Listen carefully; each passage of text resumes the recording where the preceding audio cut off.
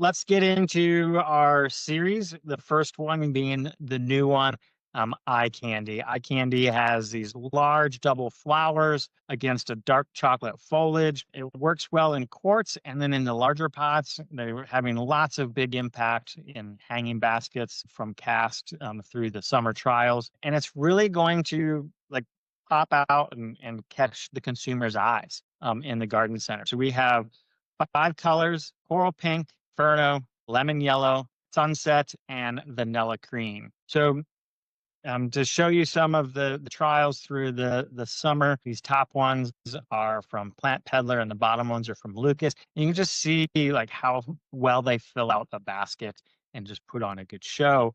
Collage here of different pictures from Cast and also Cultivate. We are really proud and excited that iCandy received two Medal of Excellence awards at Cultivate, and we're really excited about that as the excitement carried from Cast all the way through Cultivate and into the summer trials. Yeah, definitely, So, Brian. Like, hats off to our farm team, how they really adopted the protocols well, groomed the stock. Our sales team got the message out. Our technical trialing, we kind of built the culture well in advance. We even continued to trial this past spring on some kind of final touches of the protocols. The other big mention with iCandy is it is a shade begonia, part sun begonia. So full direct sun is not the best environmental conditions for garden performance for iCandy. It is really grown best morning sun, less intensity, of course, irrigation, critical for begonia performance. We got plenty of plants for full sun. It's nice to have something this beautiful for the shade. And talking about spring trials, we always joke and, folks ask, oh, what were some of the highlights of trials? And Chris Beatty's always says, well, it's what you hear about before you get to the facility. And I will say iCandy was one of the ones we heard about all the way up and down the coast. So good work to the whole team. Okay, so moving into propagation, making sure that you're going to hear this over and over with some of our series is propagate under long days, 14 hours or longer. That's going to really be critical. Begonias and iCandy are no different. That they really attract mites, the spider mites, the broad mites, and the broad mites are really difficult to see.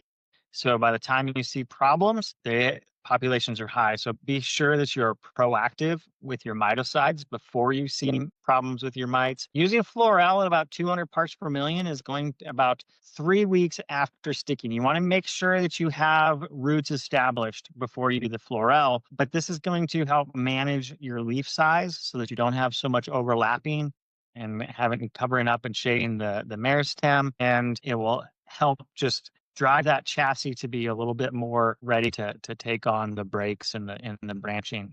And then the final tip here is making sure when you stick your cuttings, make sure that you stick the leaf tips out in opposite directions from parallel sides of the liner tray. You want begonia cuttings generally have one large leaf, and making sure that leaf is pointing out so that it's not covering the neighbor within the liner tray, or the neighbor next to it in the strip next to it. All is going to help in that propagation. When we look at finished production, we already talked about transplanting the liners on time. That is really critical here with iCandy. PGRs aren't necessarily going to be needed, but when you do need them, it's good to kind of watch stuff early a little bit and layer on those PGRs using your B9, your Ultracell, or your A-Rest have all been shown to work well with this series. Yeah. Brian, we recognize some growers just aren't willing to pinch hybrid begonias. And so, we've talked about all those other strategies and techniques in order to get really well branched begonias in the basket.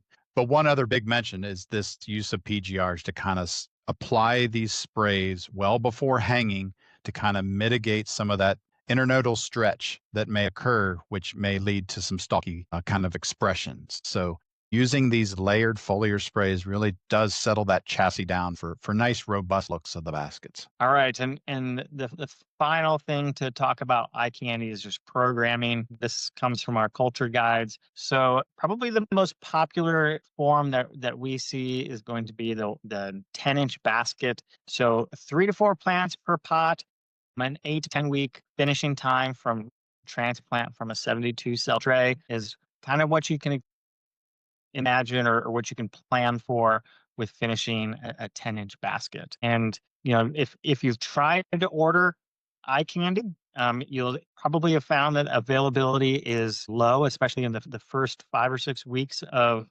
the year.